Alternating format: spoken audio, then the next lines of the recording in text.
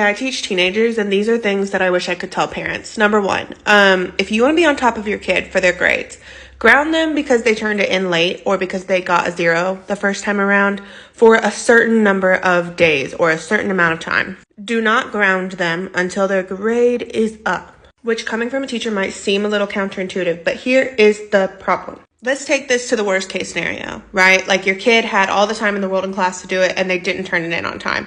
So I put a 0 in, right, to try to get them to turn the assignment in. So then you come in as the very attentive parent that you are and you say, you're grounded until that 0 goes away.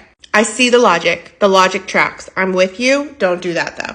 Because then what that does is that makes it them versus me instead of them versus past them. Because then all of a sudden, they're really wanting me to rearrange my entire planning schedule to put that grade in for them that they turned in late, which I'm not super inclined to do. But I do realize that that's what parents do sometimes. And so I try to be a little bit accommodating. But at the end of the day, their late work is going to come very much so after everything else I have to do. So then that builds tension between them and I when knowing that you grounded them for having a 0, I know that's not what you want. So what I would suggest doing instead is saying, if you have a 0, you're grounded for whatever, 3 days or whatever you decide you want to do.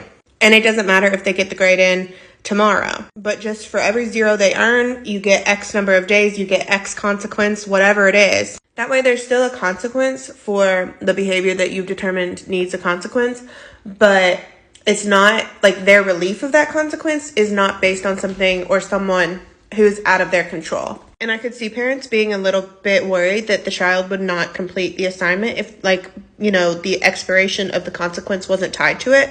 And to that, I would say something along the lines of, there are a lot of points within the quarter and they will have to make those points up somewhere. It will either be within the assignment that is missing and they'll turn that missing assignment in, or they'll have to perform better in later assignments to make up for that. Unless, of course, your child is just going to fail the class as a whole, in which case I would say that's probably the best natural consequence if it's just one class that you can let them have. But if it's across the board, I would say you definitely need to do some investigating about what's happening in your child's life there. Anyway, I'm just a high school teacher. You don't have to listen to me, but it's definitely something that grinds my gears when kids are like, my mom's going to ground me until that 0 goes away.